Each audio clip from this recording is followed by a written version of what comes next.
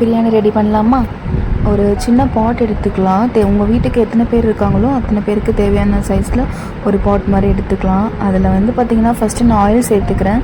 செகண்டாக வந்துட்டு கொஞ்சோண்டு நெய் ஆட் பண்ணிக்கிறேன். கீ ஆட் பண்ணும்போது நம்மளுக்கு அடி பிடிக்கிறது வந்து ஒரு மேக்ஸிமம் வந்து நம்மளுக்கு கம்மியாகும். ஸோ பட்டை, லவங்கம், ஏலக்காய் இதெல்லாமே போட்டு நல்லா ஃப்ரை பண்ணிவிட்டு அண்ட் ஆனியனும் ஆட் பண்ணிவிட்டு ஆனியன் வந்து நல்லா ப்ரௌனிஷாக வர வரைக்கும் பார்த்திங்க அப்படின்னா உப்பு சேர்த்து நல்லா வதக்கிட்டே இருக்கணும். அதை நம்ம எந்த அளவுக்கு ப்ரௌனிஷாக எடுக்கிறோமோ அந்த அளவுக்கு நம்மளுக்கு பிரியாணியோட டேஸ்ட்டு அவ்வளோ சூப்பராக இருக்கும். ஸோ மிளகாய் பொடி பார்த்திங்க அப்படின்னா தனி மிளகாத்தூள்னு சொல்லுவாங்க இல்லைங்களா, வெறும் தனி மிளகாத்தூள் மட்டும் 2 டேபிள் ஸ்பூன் நான் ஆட் பண்ணியிருக்கேன். ஸோ அது கூட வந்து பார்த்திங்க அப்படின்னா 1.5 டேபிள் ஸ்பூனோட கரம் மசாலா வந்து நான் ஆட் பண்ணியிருக்கேன்.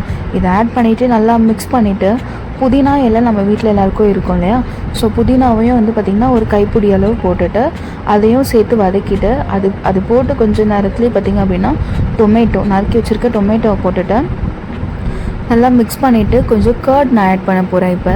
ஸோ கர்ட் ஆட் பண்ணும்போது பார்த்திங்க அப்படின்னா பிரியாணிக்கான டேஸ்ட் அவ்வளோ சூப்பராக இருக்கும்.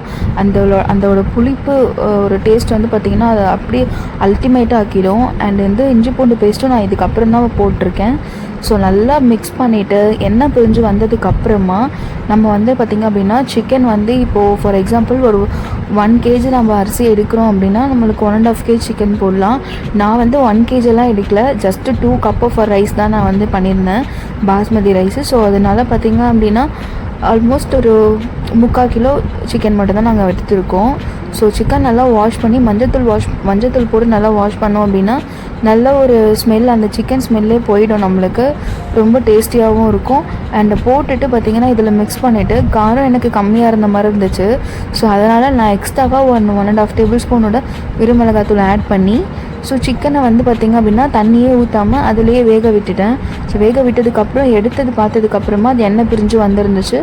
ஸோ 1 கப் ரைஸ்க்கு 2 கப் ஆஃப் தண்ணி நான் வந்துட்டு செட் பண்ணியிருந்தேன். ஓகே, ஸோ 2 கப் ரைஸ்க்கு வந்து பார்த்திங்கன்னா 4 கப்பு தண்ணி வந்து நான் வந்து யூஸ் பண்ணிகிட்டு இருந்தேன். ஓகேங்களா. ஸோ எனக்கு வந்து பார்த்திங்க அப்படின்னா எல்லோரும் சொல்லுவாங்க குக்கரில் வந்து ரொம்ப ஈஸியாக வந்து பிரியாணி செய்யலாம், பிரிஞ்சி செய்யலாம்னு சொல்லுவாங்க. பட் எனக்கு வந்து பார்த்திங்கன்னா அது வரவே வராது. நான் நிறைய முறை ட்ரை பண்ணி எனக்கு ஃப்ளாப் ஆகிருக்கு. ஸோ அதனால் இந்த மாதிரி தம் பிரியாணி பண்ணுறது தான் வந்து எனக்கு செட் ஆகும். அண்ட் அதுதான் எனக்கு தெரியும் கூட.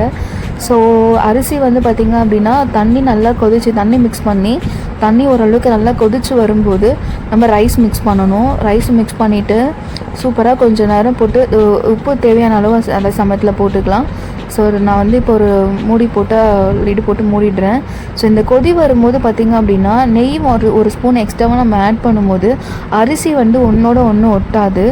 ஸோ பார்த்திங்க அப்படின்னா மூடி வச்சதுக்கப்புறமா இந்த மாதிரி கொஞ்சம் ஹாஃப் ரைஸ் ஆகிட்டு கொஞ்சம் தண்ணி இருக்கிற மாதிரி இருக்கும். இந்த சமயத்தில் வந்துட்டு நம்ம வீட்டில் வந்து பார்த்திங்கன்னா தோசை கல் இருக்கும் இல்லைங்களா, அந்த கல்லில் வந்து பார்த்திங்கன்னா கல் காஞ்சதுக்கப்புறமா இந்த ரைஸ் பாக்ஸ் எடுத்து அது மேலே வச்சு ஒரு லிட்டு போட்டு மூடிட்டு வெயிட்டான பொருள் ஏதாவது தண்ணியாக இருக்கலாம், அரல்ஸ் வந்துட்டு நம்ம இடிக்கிறதுக்கு வச்சுருப்போம் இல்லையா, இஞ்சி பூண்டு நறுக்க ஒரு இந்த மாதிரி கல் வச்சுருப்போம் இல்லையா, அது கூட ரொம்ப வெயிட்டாகவே இருக்கும். ஸோ அது மாதிரி கூட நம்ம யூஸ் பண்ணிக்கலாம்.